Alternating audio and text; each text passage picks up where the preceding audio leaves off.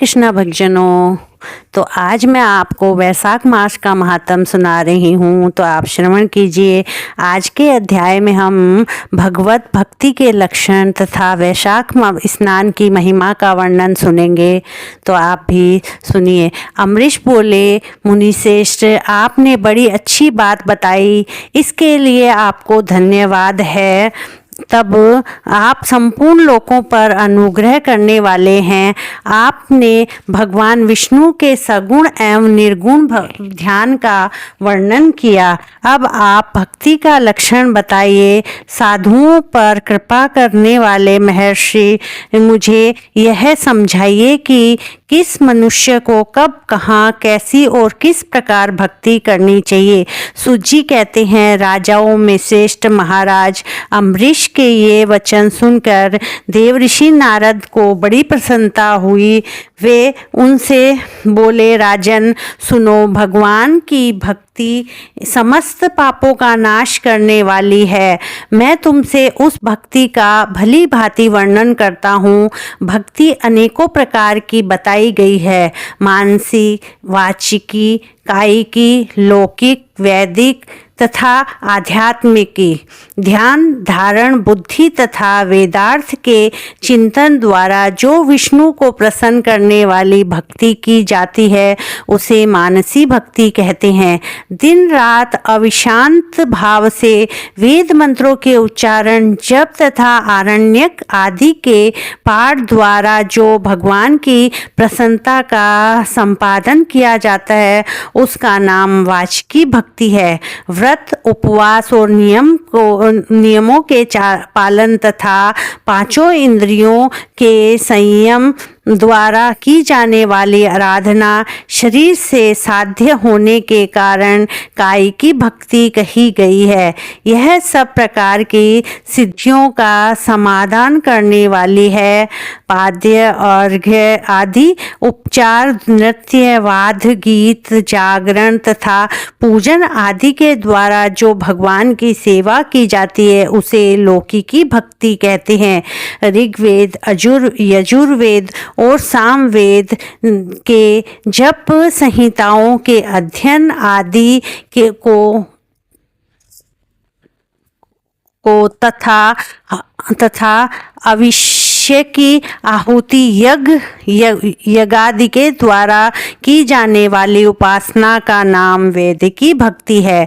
विज्ञ मनुष्य पुरुषों के ने अमावस्या, पूर्णिमा तथा विषुव, तुला और मेष की संक्रांति आदि के दिन जो यज्ञ करने का आदेश दिया है, वह वैदिकी भक्ति साधक है।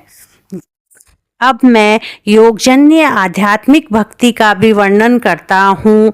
सुनो। योगज भक्ति का साधक सदा अपनी इंद्रियों को संयम में रखकर प्राणायाम पूर्वक ध्यान किया करता है। विषयों से अलग रहता है। वह ध्यान में देखता है भगवान का मुख अनंत तेज से उद्दीप्त हो रहा है। उनकी कटी के ऊपरी भाग तक लटका हुआ यज्ञोपवी शोभा पा रहा है। उनका शुक्ल वर्ण है, 4 भुजाएं हैं। उनके हाथों में वरद एवं अभय मुद्रा है। वे पीत वस्त्र धारण किए हुए हैं तथा उनके नेत्र अत्यंत सुंदर हैं। वे प्रसन्नता से परिपूर्ण दिखाई देते हैं। राजन, इस प्रकार योग युक्त पुरुष अपने हृदय में परमेश्वर का ध्यान करता है।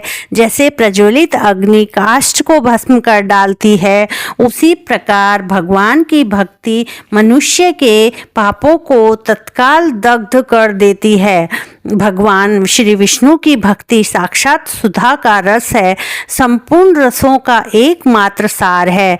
इस पृथ्वी पर मनुष्य जब तक उस भक्ति का श्रवण नहीं करता, उसको आश्रय नहीं लेता, तभी तक उसे सैकड़ों बार जन्म, मृत्यु और जरा के आघात से होने वाले नाना प्रकार के दैहिक दुख प्राप्त होते हैं।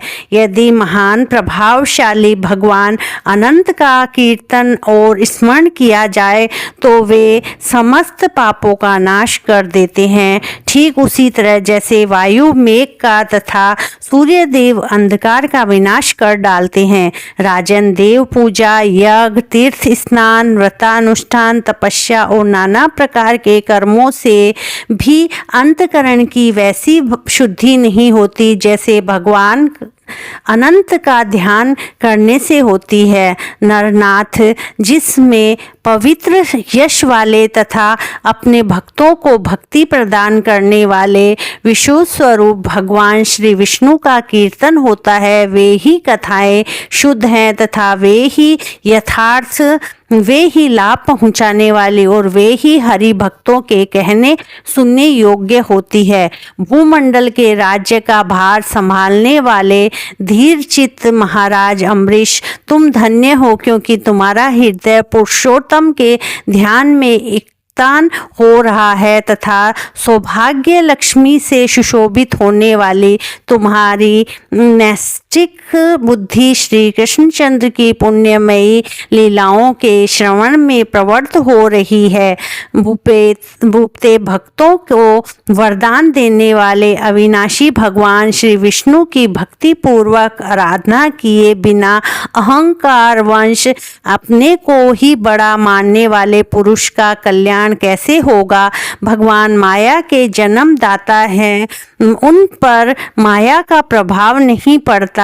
साधु पुरुष उन्हें भक्ति के द्वारा ही प्राप्त करते हैं। इस बात को तुम भी जानते हो। राजन, धर्म का कोई भी तत्व ऐसा नहीं है जो तुम्हें ज्ञात न हो। फिर भी जिनके चरण ही तीर्थ हैं, उस भगवान की चर्चा का प्रसंग उठाकर जो तुम उनकी सरस कथाओं को मुझसे विस्तार के साथ पूछ रहे हो, उसमें यही कारण है कि तुम वैष्णवों का गौरव बढ़ाना चाहते हो, मुझ जैसे लोगों को आदर दे रहे हो। साधु संत जो एक दूसरे से मिलने पर अधिक श्रद्धा के साथ भगवान अनंत के कल्याणमय गुणों का कीर्तन और श्रवण करते हैं, इससे बढ़कर परम संतोष की बात तथा समुचित पुण्य मुझे और किसी कार्य में नहीं दिखाई देते हैं। अंततः ब्राह्मण में गो, सत्य, श्रद्धा एवं यज्ञ, तपस्या, श्रुति, स्मृति तथा दीक्षा और संतोष, ये सब श्री हरि के स्वरूप हैं। सूर्य, चंद्रमा, वायु, पृथ्वी, जल, आकाश, दिशाएं, ब्रह्मा, विष्णु, रुद्र तथा संपूर्ण प्राणी उस परमेश्वर के ही स्वरूप हैं। इस चराचर जगत को उत्पन्न करने की शक्ति रखने वाले वे विश्वरूप भगवान स्वयं ही ब्रह्मा के शरीर में प्रवेश करके सदा उन्हें खिलाया जाने वाला अन्न भोजन करते हैं। इसीलिए जिनकी चरण रेणु तीर्थ के समान है, भगवान अनंत ही जिनके आधार है, जो संपूर्ण प्राणियों के आत्मा तथा पुण्यमयी लक्ष्मी के सर्वस्व हैं, उन ब्राह्मणों का आदर पूर्वक पूजन करो। जो विद्वान ब्राह्मणों को विष्णु बुद्धि से देखते हैं, उन्हीं वही सच्चा वैष्णव है तथा वहीं उनमें धर्म में भली भांति स्थित माना जाता है। तुमने भक्ति के लक्षण सुनने के लिए प्रार्थना की थी, सो सब मैंने तुम्हें सुना दिया। अब गंगा स्नान करने के लिए जो है वह सुनाता हूँ, वह सुनो। है तो भक्तजनों, आज का अध्याय यहीं समाप्त होता है। आगे का अध्याय सुनने के लिए आप मेरे चैनल से जुड़े रहिए। पसंद आए तो लाइक शेयर सब्सक्राइब करें। राधे राधे। कल हम दूसरा अध्याय सुनते हैं।